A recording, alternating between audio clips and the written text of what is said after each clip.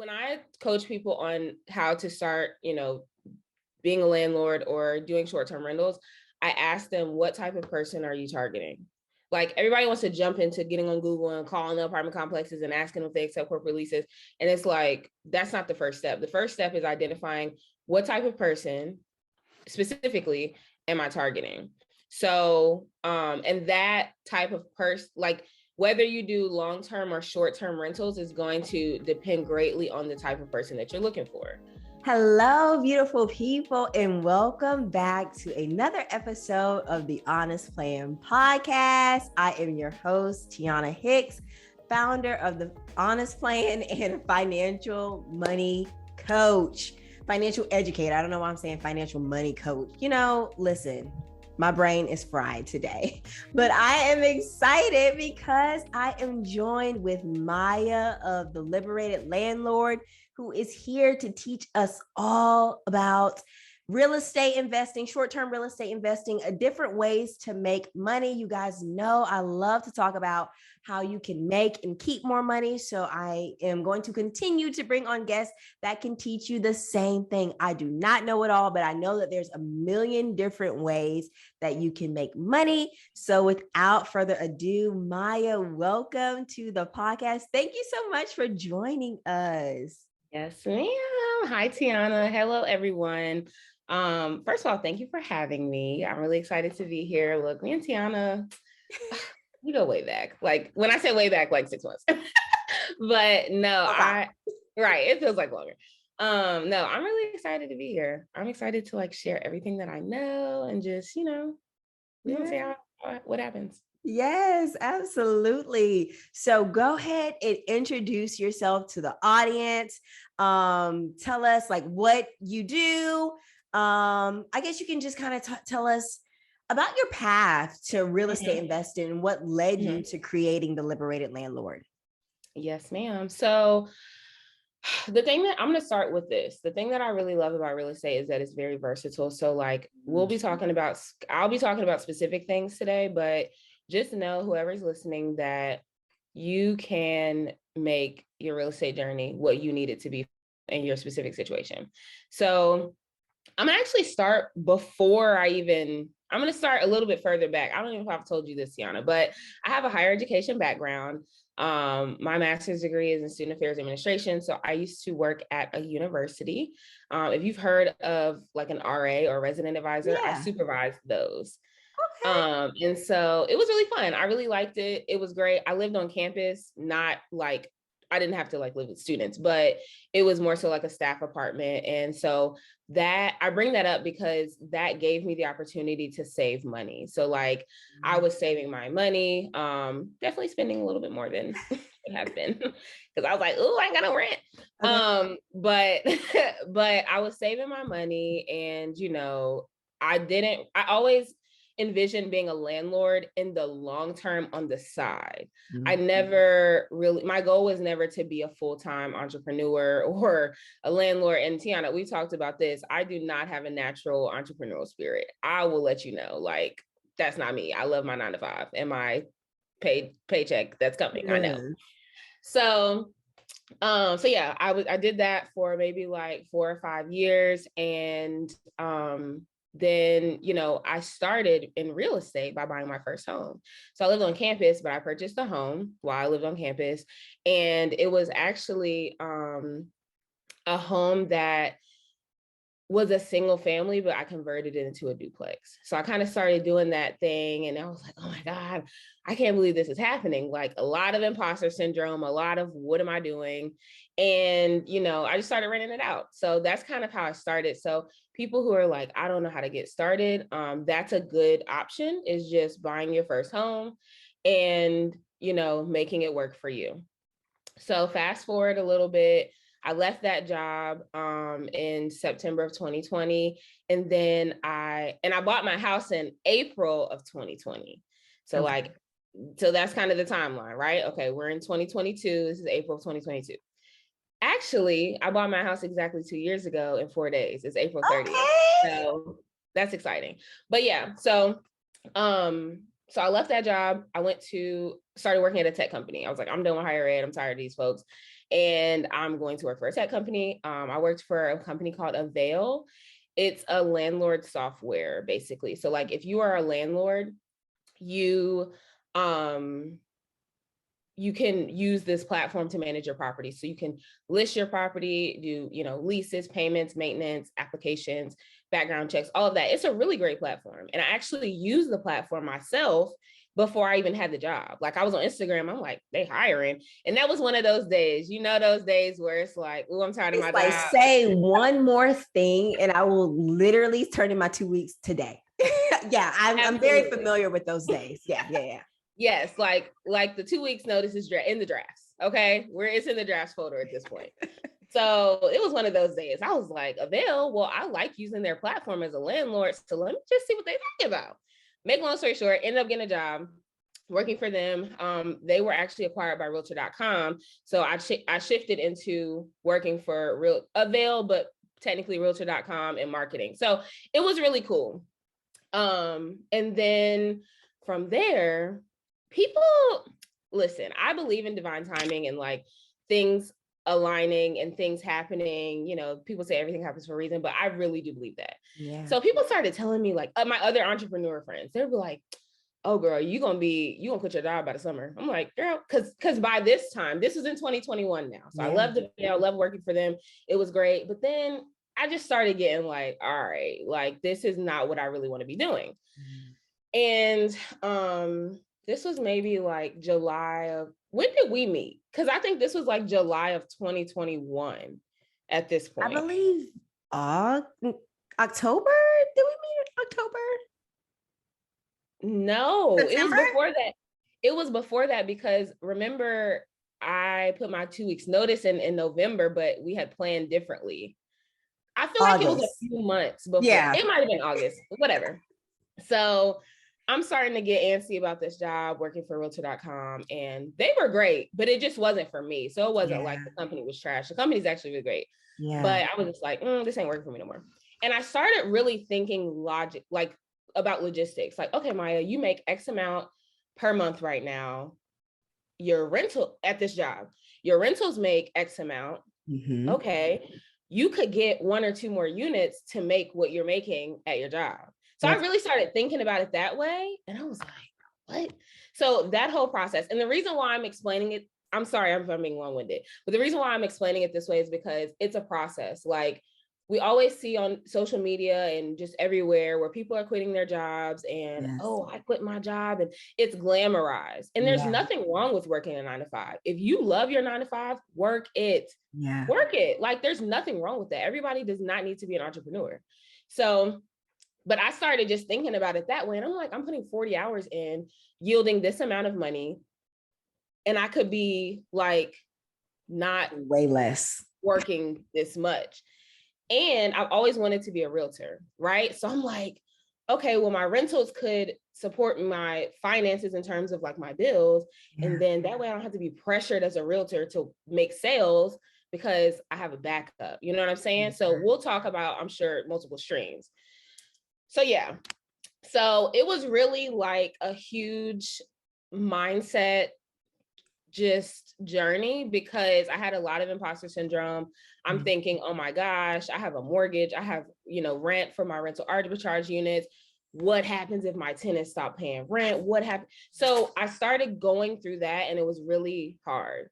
And so then I'm like, okay, Maya, well, instead of being afraid, create solutions for your fears. So that's when I started planning. And that's when I reached out to Tiana because I'm like, all right, I know how to budget. I have a budget, Excel sheet. Like I had all of the tools. Yeah. But I needed someone to help me facilitate the process and like reassure me that I was on the right track. And also just low key put me in a position rather than me using so much capacity to do it myself. Yeah. So that's when I reached out to Tiana. I saw you on a reel on my Explore page. Yeah. And I was like, oh, this is cute. And I my first reel that went viral. Really? Yeah. Yeah. And I saw her on the Explore page and I'm like, okay, well, I really love this aesthetic. That's what drew me in. So that matters. And so then I looked at the reel and I was like, oh, wow, this is really valuable. So I started going to her page, whatever. We got together and Tiana really like helped me get my mind right. Like, okay, this is what we're going to do. this is your budget, you know, this is how everything should be calculated and laid out. And so that was really kind of like the catalyst for me putting things in place to quit my job. And again, it was not like, oh, I want to be an entrepreneur, I want to quit my job. It was more so like, this is what makes sense for me right now, you know? So ended up quitting my job in November. I got my real estate license, and it's just been great, you know, like I closed on my first 2 properties within 60 days of having my license. I have 2 closings actually this week too. So it's like, I just am happy, you know? So that's kind of how we got here. And the name, The Liberated Landlord, comes from me throughout this journey of like training myself to trust myself. And understanding that, yes, I want to be successful as a business owner. I want to be successful as a realtor and as, you know, an investor and a landlord, but that is all tied into me personally. So there were some things that I was experiencing on a personal level that were impacting my business. And so we have to be honest about that. Like, you know, if you spill your coffee on your favorite dress in the morning, it might, I don't know to speak that, but like it might impact the rest of your day. Right. So regardless of how great you are at your job, it might throw you off a little bit. So we have to acknowledge just the fact that we're humans. And I made it a goal for myself to be liberated, not just in my business, but in life. You know what I'm saying? Like, and actually experience joy and actually truly be happy. So it took me having to force myself to take care of myself, you know, or take a step back from social media or my business page or whatever for a couple of days or whatever I needed to do so that I could get myself together. So that was very long, my apologies, but I just feel like I needed to provide that context. Yeah. And I love it because like you said, on social media, we always see the after. And that's why I try to do my best, even when it's hard. Like, even when I know, even people say like, you know, don't share things until after you've gone through, or like after you've overcome it. And I'm like, yeah, that's good. But I love, and I feel like what my audience likes from me is that I'm so blunt about everything. Like if I am having a rough day, if I have dropped the ball, I've missed the mark a little bit, I'll get on and I'll call myself out. And honestly, I like it because it holds me accountable too, because I know I've built a community of people that know that, hey, Tiana's working towards this specific goal. So if I don't see Tiana a lot, you know, I'm just going to check it. Sometimes they check in on me. Hey, how's everything going? Like, where are you at in regards to your goal? And I just love that because I don't have to paint a picture of everything is always so easy. Managing your money is always such a walk in the park. I never have the urge of, you know, buying luxury items because that's not true. I am like everybody else, you know, so I love that. And I love the fact that you talked about the mindset piece and the imposter syndrome, because a lot of times I talk to people that are trying to build a business, but are like, I'm scared to post it, or I'm just going to create a whole new page where nobody knows me. I'm not going to show my face. And, you know, I'm just going to hide behind an Instagram page. So I know this wasn't one of them, but how did you get yourself to a place where you're like, okay, I'm going to be liberated in everything that I do. Imposter syndrome is not going to consume me. And like you said, I'm going to create solutions for my problem. So like, what does that look like? So it really looks different for everybody, but I will say for me, I just had to be really honest with myself. And there's a certain level of vulnerability and accountability that you're going to need. Like I had my partner, you know, she was holding me accountable. I have certain friends who are holding me accountable and who are just reminding me, like literally, it's just, you have to practice it. It's not like I woke up and I decided I'm going to be liberated and I'm going to not be afraid today, you know, forever. That's not the case. Cause I still have moments where I'm like, you sure you can do this? You know what I'm saying?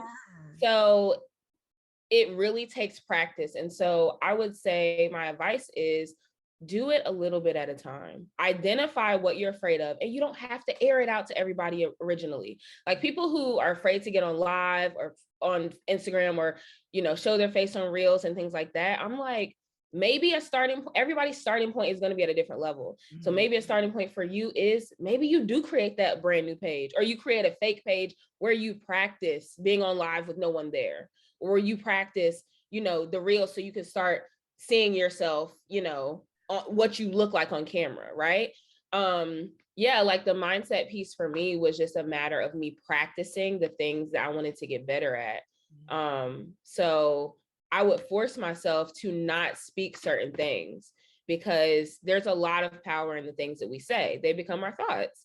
And so like I would make myself not verbalize, like actually say, what if I can't do this, or I'm afraid, blah, blah, blah, blah, blah. Even though I knew I was afraid, it's okay to be afraid, but I had to practice like saying, I am going to quit my job on this day, and I am going to, have a backup plan. And that's another thing, like just logically, if you quit your job, and I'm not trying to oversimplify it, but like if you quit your job and things aren't how they need to be, or you're struggling financially, go get another job. Like, I think a lot of people, and that's just how I feel about it. Yeah, no, I think a lot of people get caught up in the pride aspect of, oh, why quit my job? I should be able to stay. But I'm not about to quit my job and then be struggling because I have too much pride to go get another one. Yeah. Because none of this is permanent. You know what I'm saying? Like, these things can adjust, So just create solutions for yourself and different options and things like that, because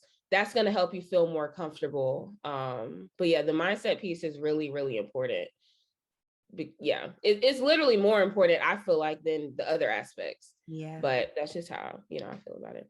I love that. And I even heard saw a reel yesterday, and it talked about like not letting fear consume you and just getting in a space where you're willing to bet on yourself. Right. Like just do the things that make you scared. A lot of the people that listen to this podcast are in your, mid to high 20s, 30s, don't really have as many responsibilities, like as far as, people that maybe have a whole family with, many kids and things like that. So a lot of us are like just graduating, getting accustomed to adulthood, getting accustomed to our careers. Like I've had to tell myself so many times in the last like month or two, like this is the time. Like if you want to do something scary, this is the time. Like you have no kids. I have a husband and I have a house. I have a husband, house, and a dog.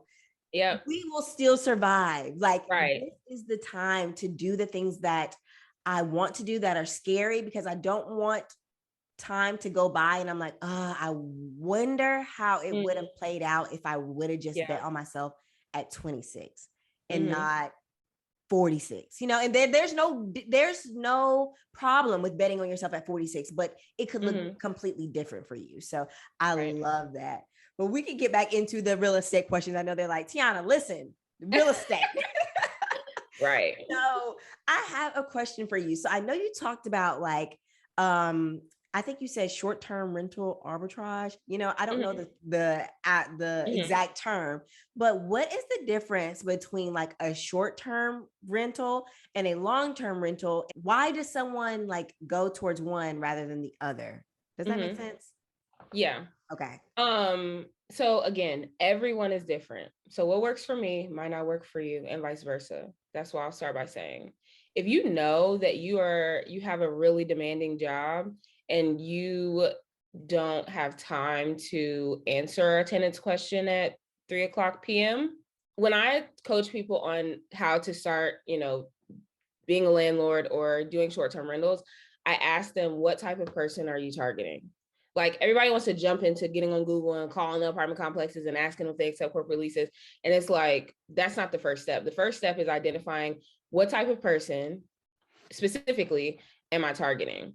So, and that type of person, like whether you do long-term or short-term rentals, is going to depend greatly on the type of person that you're looking for.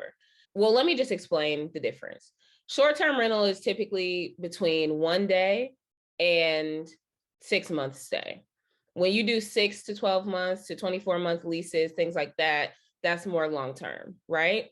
And so, it really just is up to your preference. I have established that my niche is, travel nurses. It works for me. They're on a 13-week assignment, and we swap out every 3 months, and it works very smoothly. But to someone else, that might be like a lot of work, or it might be, a lot of turnover. Some people don't like to have to find a new tenant every 3 months. For me, it's not difficult because I have a system in place. So the people come to me. I don't even have to really go look for them. They just, that's kind of how it works at this point. But just decide, like, what is your capacity like? What is your life like? Do you have kids? If you have kids and you got to go to pick up from football practice and take school at 7:00 in the morning and do all this, then maybe it's not a good idea for you to have a traditional Airbnb where you have 3 checkouts in a week. If you want to go that route and you live that type of lifestyle, that's cool. Get a property manager, who can handle that, or an acquisitions manager who can make sure that your units are booked. So I feel like you hit the nail on the head there. Like, just establishing the person that you are looking for, like the type of tenant that you want to have. Are you looking for a family that's like just now moving into the state, and they're, wanting to get themselves accustomed for a year and want to be in a good, school district and all that type of stuff? Then that might be long-term. Or if you, like you said, the travel nurses, where they're only going to be there for about 3 months, that's more so short term. So it kind of starts with finding your niche. Yeah. And it also depends on the type of property. Like, another really important aspect to think about is, like, are you buying a property or are you doing rental arbitrage? So rental arbitrage, all that means is you as an individual or a company, essentially, lease a property that you don't own and release it. So for example, I have 2 rental arbitrage units. I'm getting a third in June. And then my other 2 units are units that I own. So I have kind of like both. So that process looks different each way. And so with the rental arbitrage piece, for example, find a landlord or an apartment complex who will allow me to sign a lease with them, a corporate lease. And then they know that I'm housing other people in the space, and I charge a different price, and I include furnishings and I include utilities and all of that.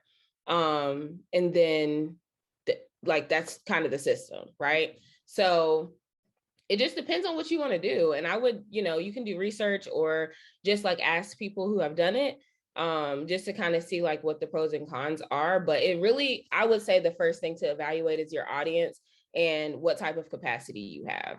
Yeah. So, and I know people that are listening, I'm sure that itself has like thrown a whole like curveball, because we just see Airbnb, everybody does Airbnb. And so I know when I heard you say that for the first time, a niche, I was like, wait, I thought that's like with business. I didn't know that's with real estate as well, but real estate is business. So it's similar, where you have to have your close knit of people that you're like looking to, I guess, partner with or lease to, or however you want to phrase it. So that is really good. Okay. So you talked about some really good stuff. So you talked about the first thing that we need to do is find our niche. And you also shared with us, the turn and burn of finding a travel nurse every 3 months doesn't bother you, because you have created rentals that basically people come to you. So how in the world do we even like create those like irresistible offers where people are like, yeah, this is the unit for me. So even if it's a lot of competition in the area, they're more so looking to me than my counterparts that may have a nice, rental unit as well. Yeah. Yeah. So in addition to figuring out your target audience, like some people that I've coached, they're like, oh, well, I live in Charlotte, North Carolina, so I'm going to get my first rental in Charlotte, North Carolina. That should not be the reason. The reason should be, where are the people going? I know that all of my rental units are in Durham, North Carolina, right?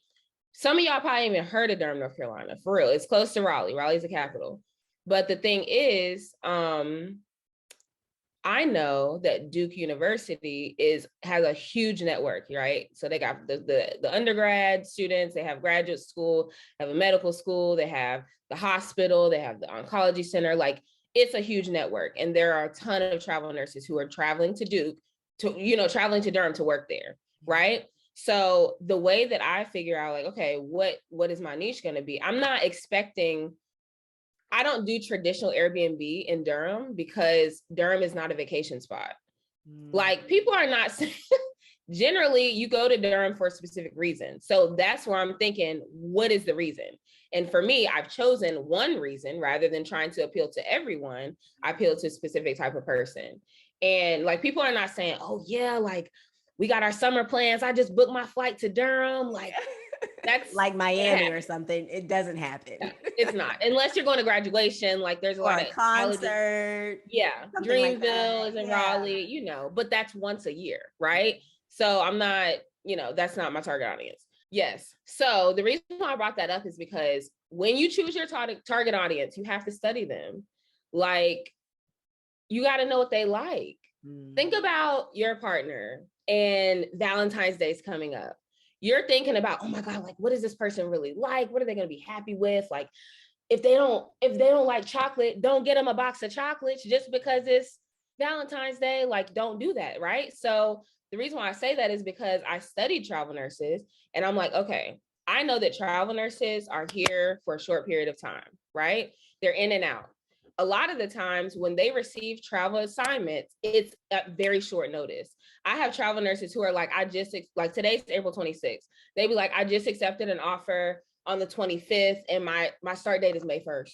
Like, they need a place to stay really fast. So I need to make sure that my process is not convoluted. It's not a long process. It's simple, it's straight to the point.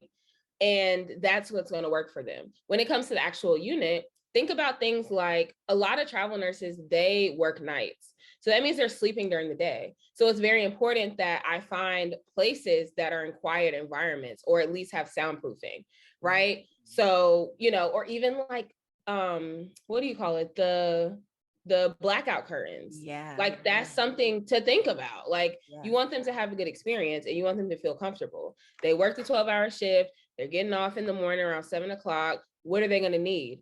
Folks, the types of people that I target are usually people my age or younger. So they love coffee. I don't even have a coffee maker at my house, but I have one in my rentals, because I know that type of person likes coffee. Yeah. So think about whoever your target audience is, what do they need, and provide what it is that they need. I had one student in my coaching program, and she lives in like Richmond, Virginia, which is pretty close to Virginia Beach. So she's like, I think I want to do Virginia Beach. The way that I teach is like, start off with a 1-bedroom, 1-bathroom apartment. But she was like, well, I found a 3-bedroom that was really nice. You think I should do it, or I should just stick with 1-bedroom, 1-bath? I said, who's your target audience? People are not typically going to the beach by themselves. People go to the beach in groups, whether it be with their family or a group of friends. So you having a 3-bedroom rental makes sense because you're giving more options to the types of people that are coming to that area. Yeah. So literally just think about, what are their characteristics? What are things that they need? What are things that are important to them? None of my units are more than 10 minutes away from Duke Hospital. None of them. Because why would when I think about traveling, if I'm going to Orlando to go, is Disney World, or I should probably know that. If I'm going to Disney World, I'm not going to stay in, I don't know, whatever the neighboring city is. I'm gonna stay in Orlando. Yeah. Because I want to be closer to why I'm going there. Yeah. So like 2 of my units are like literally a 6-minute drive. And then the other 2 units are like 10 minutes. Yeah. Right. So that's something that draws people. They're like, oh, this is super close. It's like 2 miles away. Yeah. Right. So in the morning when they're really tired, they don't have a far drive. Yeah. So just, those are just some things that like I pay attention to, but that's going to vary based on your target audience. I love that. Even going as far as, I'm gonna just say it, Durham, it could be a Yeah. rough Yeah. The around the neighborhood's edges. important. So making sure that you actually like tour it and like look around to Mm-hmm. see that these a lot of Yeah. times they're women and they're going to Yeah. be there alone. They're away from family. So Absolutely. making sure that they feel safe in the neighborhood too. Right. Like that's just going the extra Mm-hmm. mile and not like somewhere that where they have to like look over their shoulder and run into the Yeah. apartment at night. So I Yeah. okay. So now it makes sense why you have to kind of look into having your niche. Mm-hmm. So that is great. That is great. So you talked about having to get like your financial situation squared away before Mm-hmm. you even took the leap to work for yourself full time, or like even like just wanting to dive deeper into your business, because I know like after you got your money situated, you've already like closed or added another unit to your Mm-hmm. portfolio, and you just said you're about to add a whole nother one in June. Mm-hmm. So could you share with us what made you realize that you had to address your personal finances before like making that leap? Yes. So, I mean, if I knew that I was going to be quitting my job, that meant that my business income, because before I had the realtor.com income, and Yeah. then I also had my rentals. So that meant now realtor.com is not going to be there anymore. So my business needs to be profitable enough so that I can fund myself as an individual. Yes. And I can pay, I have a property manager now, but when I first quit, I didn't have one. So like, bringing people into the team, paying my cleaners, all of that. But even more so than just the numbers, like if you can't manage your personal finances, then how are you going to manage your business finances? Because sometimes that's even more convoluted. So identify what's most important for you. For me, it was, I'm not about to quit my job and be in panic survival mode. Yeah. That's going to stress me out. Like I told y'all, I love a 9 to 5, right? So, and because I like the consistency and I like the stability, right? Yes, they can fire you at any time, but like, whatever. So I said, okay, how can I create this structure and this consistency and stability for myself if I'm going to be working for myself? So that's when I, like I said before, contacted Tiana and I'm like, okay, Maya, your spending's a little out of control. Like Tiana's looking at my stuff like, the money's here, but it's just everywhere. Like, you got the money, baby.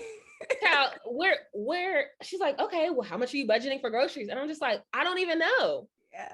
I don't even know. I just go to the grocery store and just, And then after I go to the grocery store, since I'm tired from the grocery store, I go out to eat. Right. Look, we gonna actually have to talk because I still need a little bit of help. But yeah, so you just have to identify what's important for you and what your issues are. So as it pertains to the personal finances, I started aggressively saving because every day I was getting more and more tired of my job. Like it was almost like God was pushing me out of it by making it hard for me to be there. Yeah. Because again, I love my coworkers. Like, well, I really liked working with them. Like it was fine. It wasn't them, but the work was just not it. So it was like it was getting harder and harder. And I'm like, oh my gosh.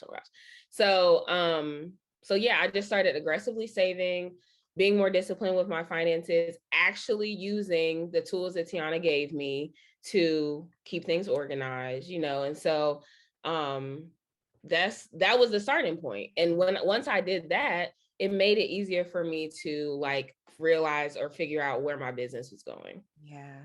And it made everything make sense because like once you can see on paper, you're like, once we put on paper, and I was like, Maya, like right now where your business is, you're already making more than your job. Like I was like, it's there. Like you just have to feel comfortable that if I make this leap, I trust myself to do what I need to do with my money. Cause like you said, now I'm responsible for paying myself.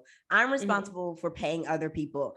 I'm responsible for setting aside, that 30 to 40% for taxes that are going to come up every single year, every single quarter, however you pay it, because now you do not have a 9 to 5 to do it for you. So although like the reason why I asked this question is because I want people to understand that, we can talk about making money all day long in all the different ways, but it's like you can't skip step one, which is figuring out where you are with your money, addressing your money situation, whether that is paying off debt, saving so that you can put yourself in a position where you can take advantage of things like this, like, buying your first property, flipping it into, a short-term rental so that it's consistently making you money each month.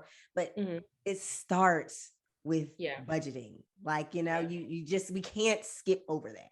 Yeah, you have to have a plan. And I think people think of budgeting, they're like, oh my God, budgeting. Yeah. But it could even be just like having more discipline with your finances. If you are not, which I think everybody should have some type of Excel sheet or some type of, something that they write it out. Like I used to use like a note in my phone where I would write out all of my expenses and my income, and I would check off every time I paid something, which that doesn't work that great.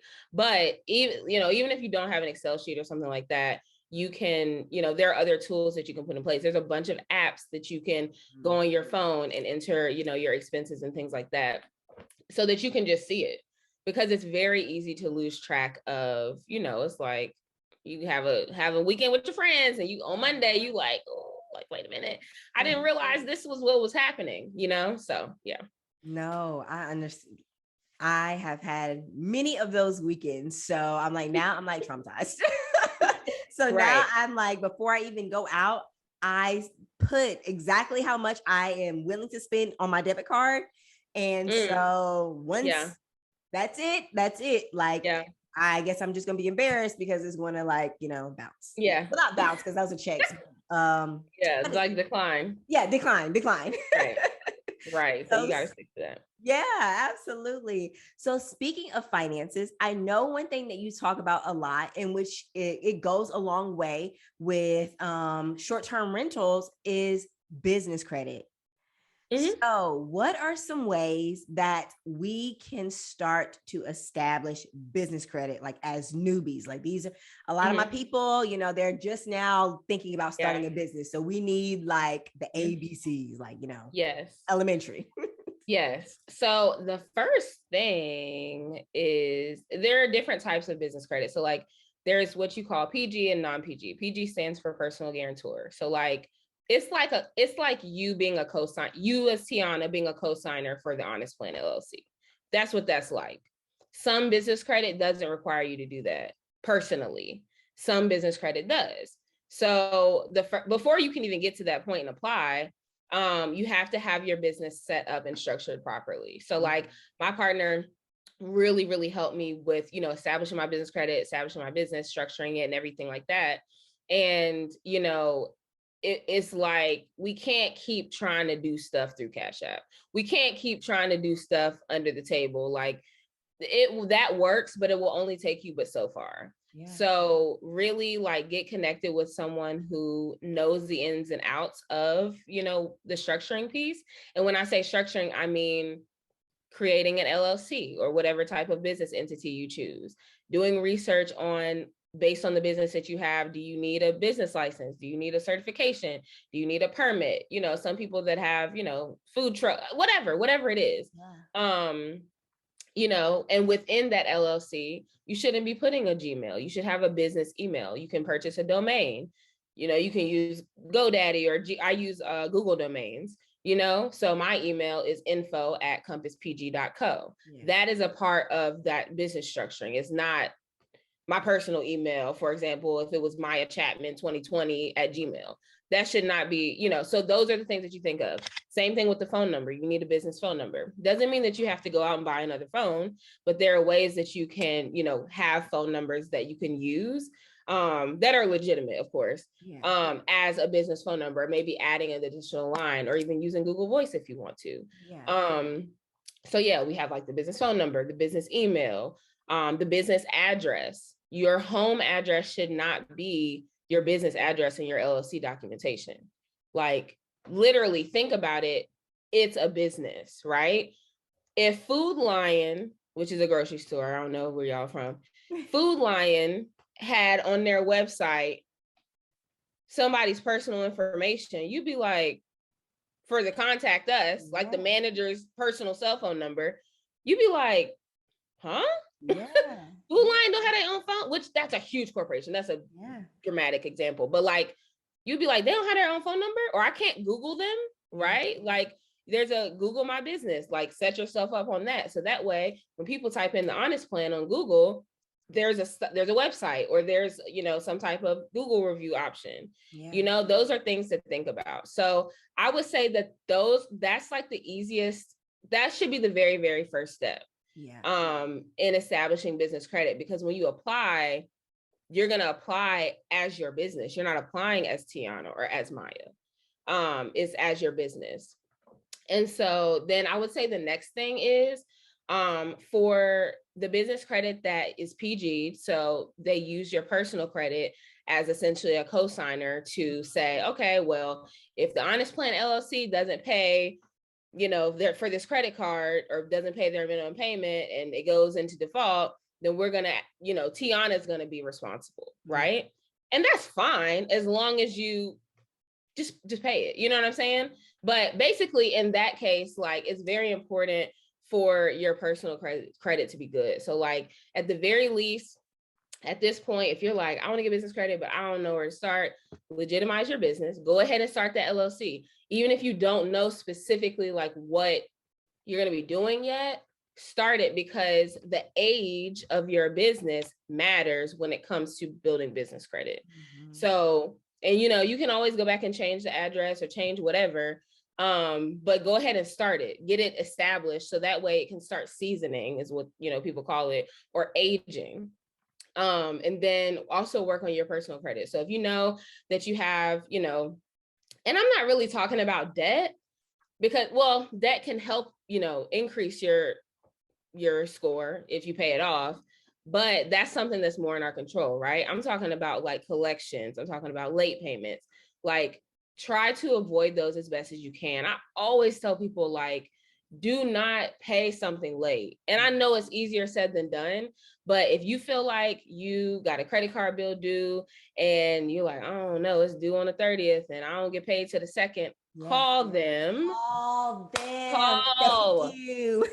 Call. Please call. Please call them and talk to them and say, hey, this is my situation. And maybe they can't do anything about it, but you better call auntie, be like, hey, can I borrow $75 for this minimum payment? Like, because, you know, if they do work with you, they could maybe extend the deadline, or maybe they allow you to pay a lower amount. Yeah. But a lot of companies will do that because, remember, they're a creditor. They want their money. Like, so they're a lot of times willing to work with you on those things. But if they can't, or if they decide not to, try your best to pay something, you know, because late payments are very, very hard to get off of your credit. Like, and it just shows, like, when you go to apply for business credit, or even if you go to buy a car, you're not paying who already entrusted you with money on time. Mm-hmm. So why would I give you more money? Yeah.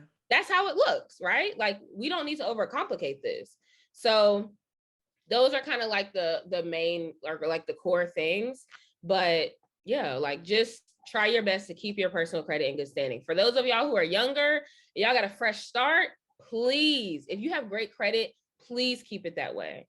Yeah. If you need help, please ask somebody. Don't just, like, you know, be out here, you know, misguided. Tiana is a great resource. At the very least, you have her. Even if you don't have nobody else, you know what I'm saying? Like, hit Tiana up, because she can be like, all right, this is what you need to do, right? And if she doesn't know, she's gonna find the answer. So, like, you know, just tap into your resources and understand that what you do personally completely bleeds into your business. So it matters. And it will make it easier for you if you have good credit to get business credit. Yeah. Good. I love that. Love it. So what are your favorite business credit cards? Because I know one thing that really helps you in your business, like just from me seeing it on Instagram, is that you live in Atlanta, but you, like you said, your rentals are in Durham, North Carolina. So you shared the behind the scenes of coming in for one weekend, furnishing a whole new property, and leaving like within like 2 or 3 days. Yeah. And you're like, you know, you guys, I was able to do that from having my business credit set up. I did not have to come out of, like, you know, right out of my pocket, or, you know, $4,000 or whatever. So what business credit cards, you know, should we be aiming towards, or working towards in the long run?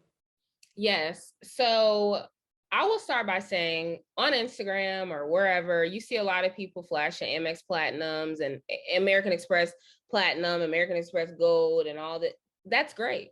Yeah. If that works for them. Think about, what is your business? What does your business do? What do you need for what are your expenses for? Like for me in the rental space, my expenses fall within utilities, rent payments, mortgage, Sam's Club, for inventory, Amazon, just furnishings, paper towels, coffee makers, like those are the things that I use. Things at Lowe's, light fixtures, that type of thing. Mm-hmm. So for me, I have a American Express Lowe's business card, credit card. That's actually my favorite one for me, because as a holder of that card, I'm automatically a pro, they have what's called the pro account. Mm. If you go to Lowe's, you'll see like a little section. It's like a yellow emblem and all of that. And that's where the pro members go, whatever. And so you get 5% off of your purchases. So, that's something that benefits me. So when you're looking at these cards, try not to get caught up in the prestige of the cards, because honestly, that don't really matter. Think about how it can benefit you. Yeah. So like when I apply for business credit, I don't just apply just to have it. I apply because I know that I need it for something immediately. Yeah. And the reason why I say that is because when I got my business credit, I knew that I was about to be furnishing units. So for me, it was important that, okay, I'm furnishing these new units and I need money to front the cost for it before I start making money to pay it back off. Yeah.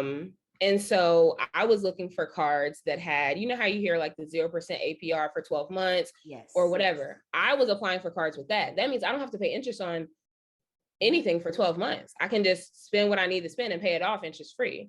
Right. So that would be a huge thing to look for. I use NerdWallet. It's a really great resource. Now, don't use NerdWallet like just to make all of your decisions. Use it as a starting point, because there's a feature on NerdWallet where you can say like, okay, this is my credit score. And it's mostly for personal, but they have business credit card sections on there too.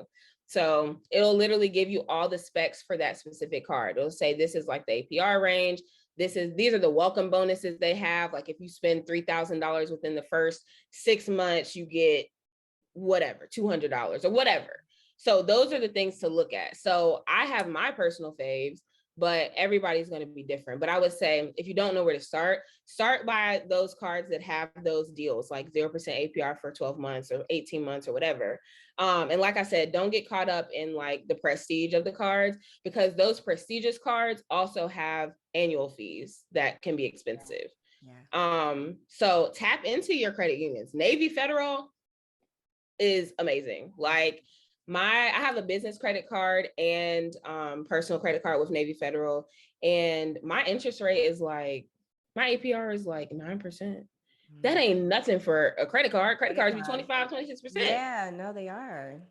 So yeah, that's kind of where I start with that. And don't be afraid to ask questions. Like go on NerdWallet, use that as your basis, but double check with the actual credit card company. Like, hey, it looks like these are your promotions. I just want to make sure that that's what it really is. Because sometimes they'll end and maybe NerdWallet didn't update, the information fast enough or whatever. So you've now applied with the assumption that you're getting one thing, but you're not. So just double check those things for yourself, just in case. But that's kind of how I pick those. So yeah, my favorites are my American Express Lowe's card. I have the American Express Blue Business as well. I have other ones, but those are like my favorite.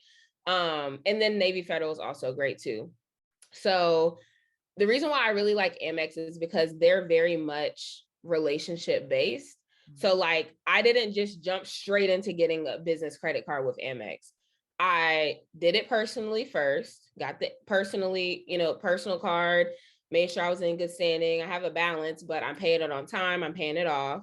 And then transition into the business, because that's going to help you. They're going to be like, okay, we've entrusted her with a personal credit card. We can entrust her with a business credit card as well. And sometimes you can call them and kind of ask them like, hey, what are y'all looking for? they're not going to really tell you, but you might get lucky. Sometimes I'll call 2 or 3 times and ask the same question just to see what answers I get. Make some relationships when you get on the call. You guys make some relationships with the salesperson. Try to be their friends a little bit, butter them up, maybe. Maybe they'll end up telling you what exactly they're looking for, so that before you even apply. So this has been so good. I feel like we've given you all so many action items that you can start to implement right now if you are looking to get into the real estate field. So Maya, before we leave, tell us how we can connect with you, anything that you have to offer that you want us to know about. How can we stay in touch? Yes, ma'am. So you can find me on Instagram, of course, at the Liberated Landlord. And, you can DM me if you want. Email is usually better. I use my realtor email primarily. So it's homes@myrealtormaya.com. We didn't really talk about me as a realtor that much, but I am in the Atlanta area. But it doesn't matter like where you are. If you are in North Carolina, which I'm about to get licensed in North Carolina because I know a lot of people there. So I'm like, I need to have a license there. But if you are in North Carolina, Nebraska, wherever, the brokerage that I'm with, Keller Williams Realty, is a huge, huge, huge network. So like I can still connect you with like a really great realtor wherever you are. So like I said, homes@myrealtormaya.com. And yeah, feel free to hit me up. Also, like I said, social media, DM me. Right now I'm not doing a lot of coaching, but I'm mostly focusing on like the realtor piece. So if you have questions about being a first-time home buyer and that type of thing, I actually have a partnership with Chase Bank as well. So, like they're like a pretty good resource as well for people, even first-time home buyers. I know it's a large bank, but even for first-time home buyers who are looking for grants and stuff like that, they have a lot of programs that people don't even know about. Like they have this thing where, and I don't know if this is universal, but at least here, if they don't close you in 21 days, you get $5,000 off of your closing costs. Oh, like wow. People don't know that. Which they're gonna make sure they close you. Okay, they're gonna push you through. But but that's a great resource though, because when I closed on my first house, we kept getting pushed back because our lender wasn't quite ready. There was like some hiccups that kept coming along. But if you were partnered with Chase, then one, they have an incentive to push you through so that you can get in your home on time. If not, then pay me or take off some money for me. So that's good. Absolutely. Yeah. So they're gonna work extremely hard so they don't have to come up off of that money. But if they have to push it back past that 21-day period for any reason that's pertaining to like something that's their fault, then that's what they owe you. It used to be $2,500 because I had a client in February close with Chase and it was $2,500. But then once I started partnering with them, they were like, yeah, we're switching it to $5,000. So I don't know if that has happened yet, but it's on the way. So just like a little nugget, so definitely feel free to contact me, whether it be about rentals or if you're interested in buying a home, just let me know. Because something that I'm realizing even more so as a realtor is that people count themselves out for home ownership before they even try. Yeah. Like they really be like, oh no, well, I ain't gonna be able to qualify. Did you try? Yeah. Like, are you connected with the right people? Like you have the right people on your team. And it really sucks because sometimes people have bad experiences with realtors or bad experiences with lenders or whoever. And then it really just turns them off and they're like, well, I'm gonna just rent. But they're actually still in a really good place to buy, So I'm not even gonna get on that soapbox, but like, don't let them tell you no. Don't tell yourself no. And don't let the current like market discourage you too. Like just try. When I went to because me and my husband, we built our house. But like we went to meet with like a family realtor, like kind of like as a gag joke. Like I just didn't know I was already like prepared for her to say no because I'm like, well, we're young. We were 23. 23, 24. And like we were just getting really established in our jobs. We had only been there for 2 years. Like I had been at my job for 2 years. He had been at his job for 2 years. but it worked out. Like everything was good. Right. We came, we found a lot, and like from there, everyone was like, yes. We saved the money. It was just a fun experience being able to go to like the design center and pick out all the things. Yeah. So it was fun. Like you guys do not let people Yeah. discourage you. It doesn't matter how young you are. Get yourself together. Work on your debt to income ratio. Save you some money. It doesn't have to be $20,000. Well, I don't know about today's market, but for us, it didn't have to be $20,000. Save you some good change. Work with a realtor that can lead you in a way for the grants and the first time home buyer programs and all that type of stuff, and you'll be fine. I promise you, you'll be fine. Absolutely. Yeah, absolutely. Don't even get me started on that. Like, I'm gonna just say this really quickly. Like, there's a strategy. Yes, this market is pretty rough right now, but people are buying homes every single day. Yeah. So there has to be a strategy in place. Like, you can't just be putting in offers on a home that you just know are not strong offers, right? And your realtor should be preparing you for that. So if they're not, then you need to find another realtor. Yeah. But you can also, like, if you're in the very beginning stages and you're like, I don't even know if I can get a house. I don't know. I don't want to apply. I don't want my credit hit yet. What I did when I purchased my first home was I went to like 3 or 4 or 5 different banks. And I basically told them, hey, I don't want my credit hit. So I didn't give them my social security number, but I said, based on what I'm telling you, my income, how much I owe in student loans. By the way, you can buy a home in student loans. I bought 2 with student loans. What I owe in student loans, my car payment, whatever. What do you say? And they can give you like a rough estimate. So they might be like, okay, how much do you think you want to spend? If I say, okay, I think maybe $300,000, I just threw it out there. I didn't know what I could afford or what I was looking for, but I was like, okay, let's say 250. And so they're like, okay, well, if you need 250, this is what you can qualify for. Or maybe you can't qualify for 250, but we can do 225. Yeah. And it's not a definite, but it does give you a starting point, because they can do, like, for me, they did like a printout of, okay, at 225, this is what your monthly payment generally would look like. Yes. Generally. Remember, this is not for sure, but this is general. So that way you can start, thinking about, okay, this is what my monthly would look like, or this is how much I would need to bring to closing for a house at this price. But yeah, ask those questions. Like, the information is really out there. And I know sometimes you don't know what to ask. That's why I said you have to be connected with people who are going to remind you of the questions to ask, or just put you onto, different resources that you have access to that you don't even know that you have access to. Yeah. Love it. I feel like that is an amazing place to stop. So you guys got a lot of gems. Take this all in. Listen to this episode as many times as you need. Ask questions. Connect with us. You guys can connect with me at The Honest Plan, pretty much on anything, Instagram, TikTok, whatever. Or you can visit me at www.thehonestplan.com. But thank you guys so much for staying with us, and we will see you guys next time. Yes, ma'am. Thanks for having me, Tiana.